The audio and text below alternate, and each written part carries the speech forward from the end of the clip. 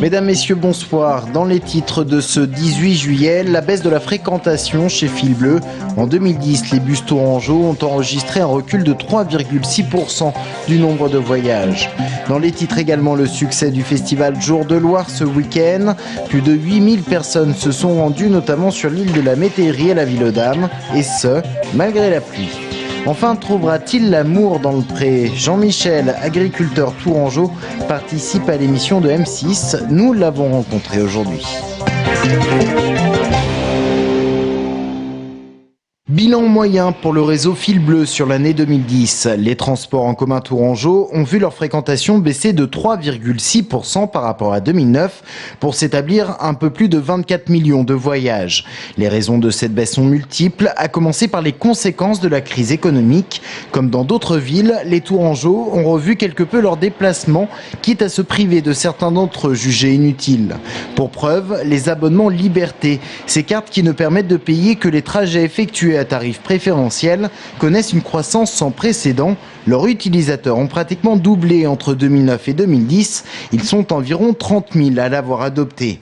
Autre motif, les perturbations extérieures sur le réseau. Au total, 40 jours de trafic perturbé pour intempéries ou blocage de dépôts, 11 jours. Les manifestations et les mouvements sociaux pour les retraites, 23 jours. Et puis les autres mouvements sociaux locaux, cette fois-ci, 6 jours. Mais le facteur principal de cette baisse, ce sont bien sûr les travaux du tramway, arrivés dès l'été dernier.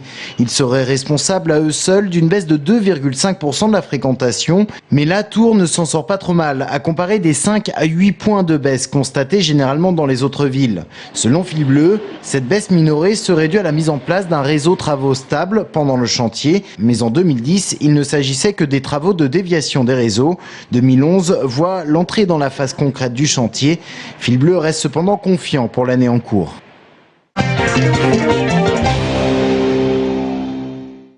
Ce week-end, on célébrait la Loire. De nombreuses animations au bord de l'eau, notamment sur l'île de la Métairie. Prédire le beau temps aura été impossible. Malgré cela, les visiteurs ont profité de quelques moments d'accalmie pour se rendre sur l'île, le sourire aux lèvres. On est très contents de venir. On voit toujours des choses très sympas. Et bon, le temps n'est pas super, mais bon, on fait avec. Et ça me paraît fort sympathique, nous qui sommes récents dans la région, nouveaux dans la région depuis 2 ans. Je trouve ça fort sympathique. On vient juste d'arriver, mais enfin on va en profiter, on va regarder le maximum. Oui, très bien pour l'événement. Ouais, un peu dommage pour le temps, mais évidemment, on peut pas louer tout le temps le soleil. Si le soleil n'était pas au rendez-vous pour cette 10e édition, les animations étaient réussies. Et s'il y en avait pour tous les goûts, c'est notamment grâce à une sélection faite avec attention.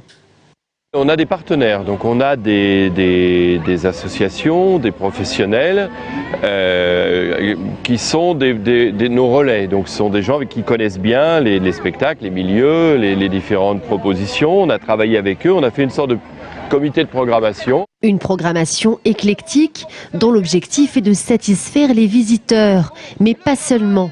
Jour de Loire est aussi un événement qui vise à faire prendre conscience du patrimoine de la Loire, sans oublier la problématique environnementale. On a du discours à donner autour de la Loire, c'est-à-dire que beaucoup des spectacles qui étaient là, les associations environnementales qui sont nos partenaires sur la manifestation, une douzaine d'associations, ont des choses à dire sur le rapport à la Loire, le rapport à la nature, la façon dont l'île de la Métairie, qui est un espace naturel sensible, peut être utilisée. Joindre l'essentiel à l'agréable, c'est aussi ça le leitmotiv de Jour de Loire. Si samedi soir, toutes les animations ont été annulées à cause de la pluie, entre 8 et 10 000 personnes se seront déplacées pour faire la fête ce week-end.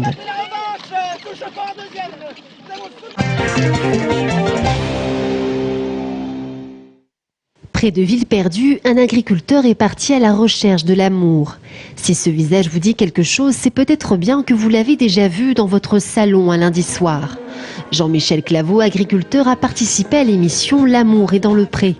S'il aime passionnément son métier, Jean-Michel aimerait aussi croiser le grand amour.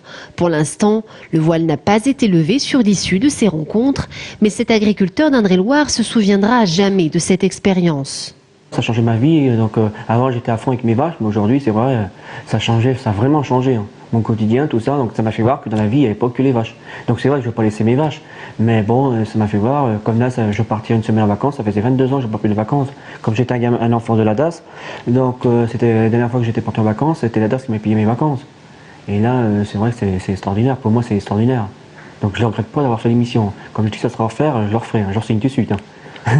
Amoureux de ses vaches laitières, Jean-Michel s'est installé ici depuis 2002. Si pour rien au monde il ne renoncerait à son métier, l'amour n'en reste pas moins une priorité. J'ai pris ça au sérieux, j'ai pas fait ça pour faire une aventure, j'ai trouvé quelqu'un. Je sens aujourd'hui j'ai besoin de quelqu'un. Donc voilà, je vais avoir quelqu'un qui veut venir vivre avec moi. Donc voilà, je l'ai fait pour trouver l'amour. Donc dans 1 an et demi, je vais avoir 40 ans. Donc voilà, je vais même fonder une famille. J'aimerais bien avoir 2 enfants. Des projets pour 2, Jean-Michel en a plus d'un. Et c'est près de cette mare qu'il se plaît à rêver. J'aime bien venir ici. Comme disent les gens, c'est un vrai petit coin paradis. Comme j'étais assis sur cette pierre à Carine de Marchand, les gens ils veulent me prendre en photo sur cette pierre. La pierre est très sacrée. Hein. Une expérience qui lui aura vraisemblablement ouvert les yeux. Qu'il ait trouvé l'amour ou non, Jean-Michel s'en souviendra.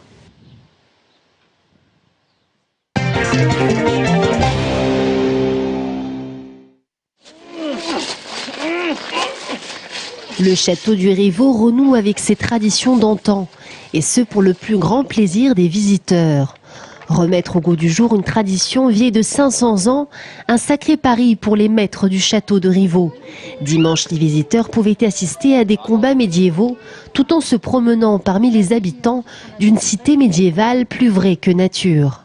Les seigneurs de Beauvau, qui étaient les constructeurs du Rivaux, et qui étaient les plus proches compagnons des rois de France, étaient en charge des tournois de plaisance pour les rois. Et il y avait eu un très fameux tournoi qui avait duré 6 semaines, où on avait construit un château de bois qui avait exactement la même forme que le château du Rivaux. Des chevaliers aux armures comme dans un film d'époque, le décor est planté et il n'est pas des moindres. Tout a été préparé selon la tradition médiéviste. Des spécialistes et même des bénévoles ont participé à l'événement. L'association Les Guets du Chinonnet a pour l'occasion enrôlé ses comédiens. Tout le monde ici trouve que c'est le véritable château de princesse. On a beaucoup de petites filles qui viennent habillées en princesse ou en fée, de petits garçons qui s'habillent en chevalier. Une mise en scène réussie pour le château du Rivaux. L'année dernière, plus de 2500 personnes étaient venues prendre part à ce rêve médiéval.